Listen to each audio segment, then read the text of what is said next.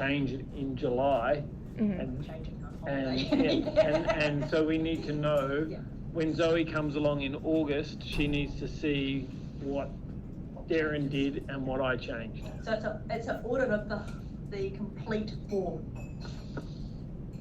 So all changes for a form. Yeah, so that's, I mean, when I say, so my form, like the created form in the organization, like for example, an organization can have multiple admins, and they all have the same permission on edit the form, right? And like for example, if I'm working on a form, like the other person can like see the form that I'm working to, and they can edit it too. It's not have. No, not really like that. It's not like we're both in like a Google Doc and we can work together. Darren will, like, if Darren's changing the form, we probably will likely lock it. No one else should be able to go into that form and change it. It's more a retrospective audit. So like I said, Zoe can see the changes that I made to the form 3 months ago.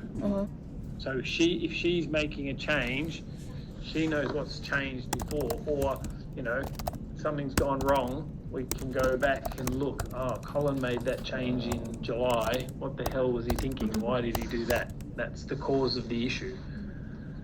So it's a retrospective history where you need to see who and what was changed. Okay, it's more like a chain lock.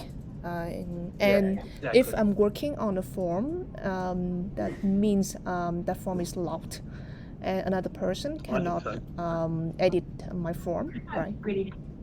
And that form could be seen by another people only when I publish the form.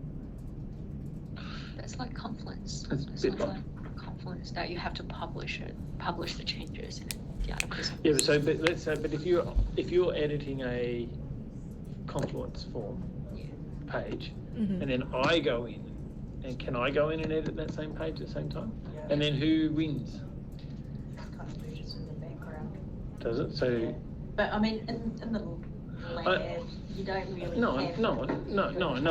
But most systems, if someone's making a change in it, don't let someone else go in and make a change. Particularly something that's so static and there's no need to collaborate. The publishing of a form is more publishing to a test system or a production system or an acceptance system. Actually pushing the change out to a environment. Yeah, we should keep probably to some simple terminology like it's in draft, and it's saved. Yeah. And publishing is, as you said, is pushing it out. Publishing is pushing out a completed form, not a. Yeah, you should be able to keep a form in draft. Yeah. Yeah, exactly. Yeah. Like that. Yeah. So that means like it will not have any collaboration method on our config tool, right? Like I will have the permission on my own template only, and another person cannot like change it in any way. I think someone else can go into a draft, but you just don't want two people in it at the same time. So how I can like share the permission to that person? That's something we need to think about. Like if we've got that one, micro specimen entry, because you may not finish it straight away, right? Like, no. For example, that's in draft, so it's not done. So if Darren actually is in there doing something, should I be able to open it with that button? Or should that open button be disabled until Darren gets out of it? It still may be in draft. The other thing, I know X-Ray, which is what we use in-house for a testing tool, when you open it, it says, there's a later version, do you want to merge it? I know, but then I've gone and made some stupid shit and you go, what the? I just think you disable the open if someone's in it. Keep it simple. Yeah, read only or something if there's an active or a draft version. I have a think about the workflow. Get back to you. Can you see who's making the changes so that I don't know. we We haven't couldn't looked at it yet. This is the first time we've seen it.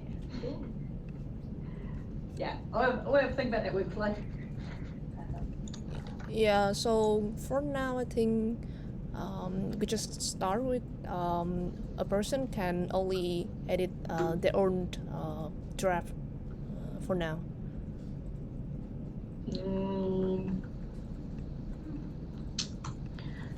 How about we look at the whole draft Yeah, workflow? I think so. Yeah, Yeah. we'll get actually about the draft workflow. It's probably best. Okay. It probably does. From the design and stuff, Yeah. it doesn't matter right at the moment. Right. Oh, okay. Yeah. So just test the workflow when we create and edit the form first. Yeah. Okay. Yeah, exactly. Okay, so I'll go back to the main homepage, which where we can select a module. So for now, I think we have Orangey, and maybe the next would be dashboard. But I think for Orangey and dashboard, the configuration could be totally different. Yeah. Because for Orangey, it's like managing editing a form, like it's like Google Form, but for dashboard, for the dashboard screen is more like setting the dashboard and widgets. So I think it might be different. So start with the auto entry. The first screen of this could be seeing the list of the template. And we can have like a filter, a tabs for showing the whole template, or showing the draft published template, or inactive like this. Yep. And we can create a new template from this button, typing the name, Target Labs maybe. And I create a new template by clicking this button, and then I will open the form configuration page, or I can go to the draft page to see my draft form, and then continue to working on it. So that's the main function here, and the publish one, I think we can edit it too, but I think if we want to edit a publish form, so I think it might causing some changes to the current form that related to this publish form. So I think we need to maybe consider it for the publish form. Yeah. It would go back to edit, wouldn't it? Yeah, It would just go back to I was draft. pretty certain I did a workflow in that document that you can only, you've got to copy it to draft and update the draft. You can't edit or publish whatsoever. Okay. Oh, you're going to make a new one? Yeah, because Well, then we had what's to the point of do, an audit trail then? so you can actually see. Well, you can only do, if you can't edit it, you can only copy, you make a new one. There's no point in It's the way, because we've got to deploy it. Yeah. We've got to deploy it to an environment with the cloud and all that, so we've actually can edit it or create a new draft, change that, and then republish it. Yeah, but you don't want to create, you got to decide whether you are creating a new form to publish, because, No, or we're you're just editing the current form. Yeah, but then that's okay. So Yeah. then you are sending a published form, goes back to draft, you're not copying it. Yeah. Just goes back to draft, it has to be republished. You Um, have to republish it, not publish it. No, because you still need a published form for the production. So you- Yeah. So maybe in the back end it's Yeah. taken a copy of it, Yeah. but you don't want to change the ID or No, anything like that. not the ID or anything else, but you still need a published version. Yeah, so from the, Use. yeah, that back end, so UI, you're Yeah. just taking the published form back into Draft. draft. But we probably need to distinguish between a Yeah. draft and a published draft. Yes, so I think the scenario that I did put in that document is that you would have potentially the same form, but you'd have a version in production which is published, which will be a different version that was potentially in test, a different version what's in acceptance, because you're doing different versions as you go through the system. Aren't we publishing the same thing to test as to production? Well, no, because someone else could be doing changes in the test system while you're testing in acceptance, which is different again from production. Yeah, but we don't have that in our forms though. It's just where we publish it to. Yeah, so if you want to make a change, it's not like, I don't care where it is, which environment it's been published to. It's the form. If I'm in acceptance and I realise it needs to be changed, we just change the form. Where they push it to is their business. It's a form. We only got one. Yeah, but if you've published it to, say, server one, because it's not about server one. Okay. So you publish to server one, and you then need to do a change because you've done that state. Yep. You then got to send it back to draft. Yep. Then publish it to server one again. Publish it where it could. I might just decide to publish 1 and 2 all at the same time. Yeah. So that form can get published to whatever servers you want. Yep. It could be, you could have version 1 in production, but version 2 is in somewhere else. Because the form is versioned. If you've got one form, you're going to have multiple versions of it in different systems. Yeah, you suck. I know. Don't worry, I've sorted all this out from a week. No. It's just, could get, the whole idea of having a cloud form is you test it and it's done. Like, yeah. But what's, you might be running one in production, but I've made changes in test, and I then need to publish it to test it. Yeah, I now have 1.1. Yeah, and I've got 1.2. Oh no, it's wrong. It's 1.3 now. Yeah. So 1.0 is published in production. Yeah. And I decide we need to make a change. Yep. In test. And it gets to acceptance. It gets to server 2. Yes. And I go, oh, shit. So I now go back to 1.3. Yep. I push it out to server 1 and 2, or maybe I just skipped 1 and so 2.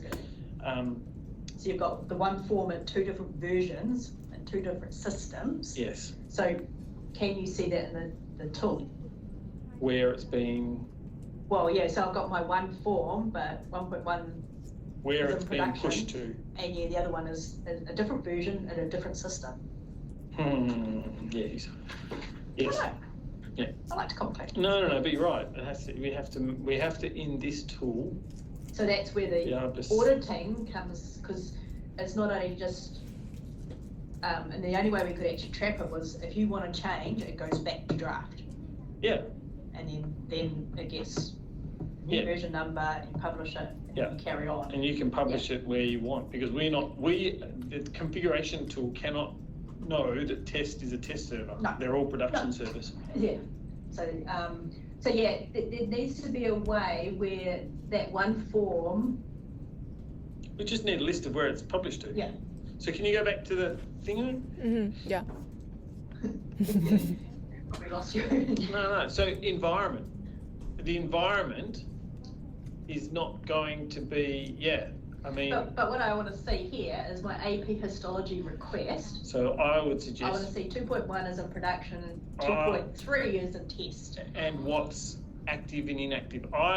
Do we need something like the request of materials screen where the form is the line, which is always going to be the latest. The parent is always the latest, and you have the child's underneath. I don't mind the draft of the published and active because that's drilling down, but this one, if you're doing all, we could have 3 or 4 items for the AP histology request. Yes, but version 2.1 environment is going to have to be multiple. There's not going to be. It could be test production, whatever. Or 2.2 is a test. Yeah. So, but the latest version, right? So let's say we're at 2.1. Should I be able to see 1.0, 1.1, 1, 2, 3, 4, 5, 6, 7, 8, 9, 2.0? Should I be able to expand that out and see where all of those, and half of them will be inactive, so potentially you filter inactives out. Only so I can expand AP histology request, and I would see where 1.9 is, 2.0 is.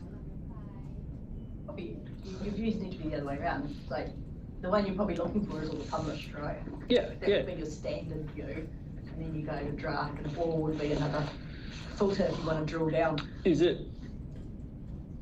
Yeah. But what? Yeah. What? Oh, actually, you've got it up there. It's all. To be honest, all. Everything is its own line. But that's only the latest version. No. It would be everything. All is all. If you want to look at drafts, you can look at drafts. If you want to look at published, you can look at published. Active, inactive, right? So actually, we get it. If you just want to look at published forms, there they are. And you might have in your list AP histology request 2.1, AP histology request 2.0, AP request 1.9. I mean, hopefully you wouldn't do that, but you just have got to have them in a list. It's a combination of draft class. But we then, you know, because you could think if that's across an organisation, you could have a lot in there. Yeah, so How do you filter to find out what you want? this view's good if you're from Canterbury and actually editing, but from a customer care point of view or development point of view, we need to see everything in the system. All. That's all. No tenancy. We need the tenancy ID to see what customer it belongs to. Because we, as a customer, are going to log on and see all our customers' orders. Yeah, that's just an all, right? Yeah. So yeah, you just need tenancy probably in the column. No, we don't. Potentially we're going to might need a different screen for us to customer. Yeah. Why? Because you wouldn't want them seeing that in their form. No, it's only for us because it's role based. No, but I mean, if you have a column called. Yeah, it's just for us. Yeah. Okay. It's a different view for us versus the Yeah. customer. Is this going to be a situation where we do something a bit more like what Europe has done, where you can do your filtering in the column? Yeah, I was just going to say, so here we've gone for a different filtering system, like at the top rather than on the side. Yeah, but they're just quick filters, right? Because it's just, we're not. Yeah. The side filters is when you've got millions of options. This is not many options. At the moment. Yeah, but if I'm looking for the name of, well, we can do the same thing. We can have our filters for name, status, version, environment over on the side. Or is it, I'm just asking, is it an option to, is this a time we put it in the column like Europe has? And so you can search within, if I just searched core, it would find all the cores if I searched in name. Without, having a sidebar. We got the search at the top. Oh, yeah, okay, search there. Yeah, that's true. Because that kind of follows our current filtering. But that would have to be for me, type ahead, where I'm just putting core and it finds everything that's got core in it. Okay. Which is okay, it just filters in the name, right? Yeah, well, our search at the moment are the all exact factors. So Yeah, no, that couldn't be. Yeah, okay. I'm just aware of bringing in new styles because like we've got different column headings here and everything else. Yeah, Cool. so actually this is just like a quick idea prototype. Concept. Yeah. Yeah, concept. Yeah. Yeah. Okay, keep going. Okay. But I think we're all in agree we need a list. And yes, it's right that we need to be able to differentiate. You need some way to see everything. You need to be able to just get down to your drafts, your published. Inactive, I would probably say I want to be able to include or exclude inactives from Just display on that. a search. Yeah. Sometimes you sometimes you want all. You want to. Sometimes I might want to see all my inactive thingos. I suppose as long as the default filter can be. It's like what we do in a doctor list. A toggle, include your inactives in any of your lists or exclude them, rather than just have all your inactives in a single list. So maybe that would be the only one that I'd consider whether it is needed. So You might. yeah. Okay, so we'll have a filter for display or hiding the index tip.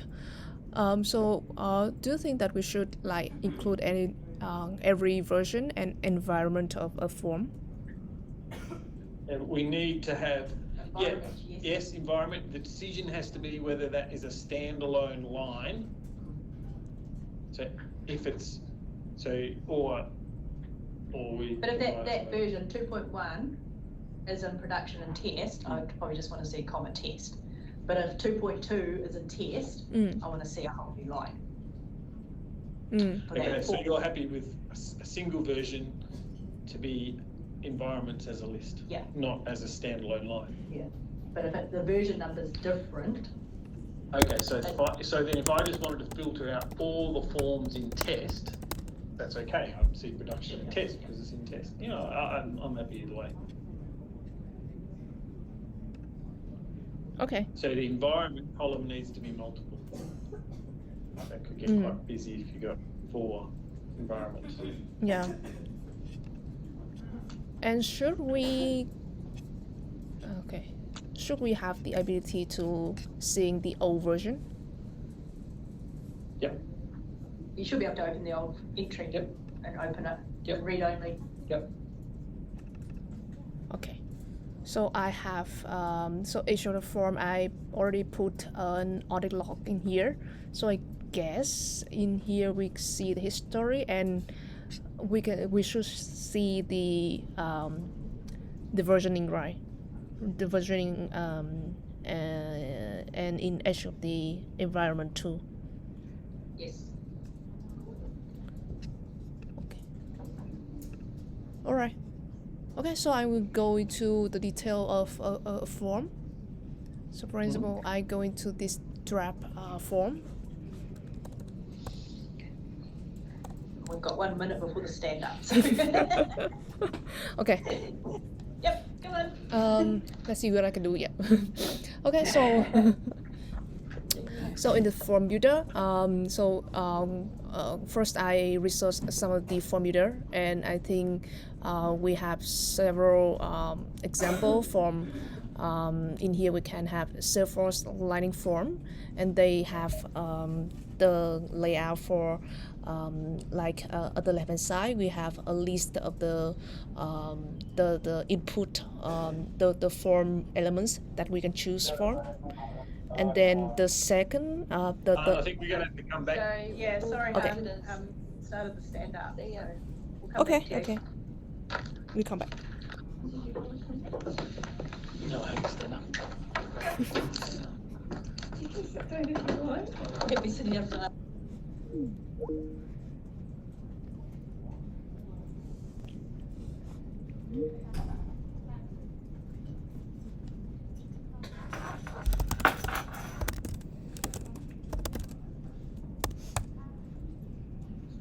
Hello. So you're gonna start? You guys hear us? Okay, I'll fit it sick for a while.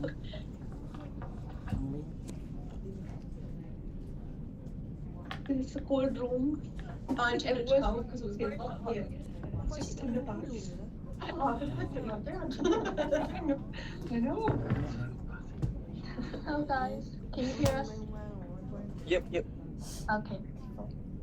Hello. Hello.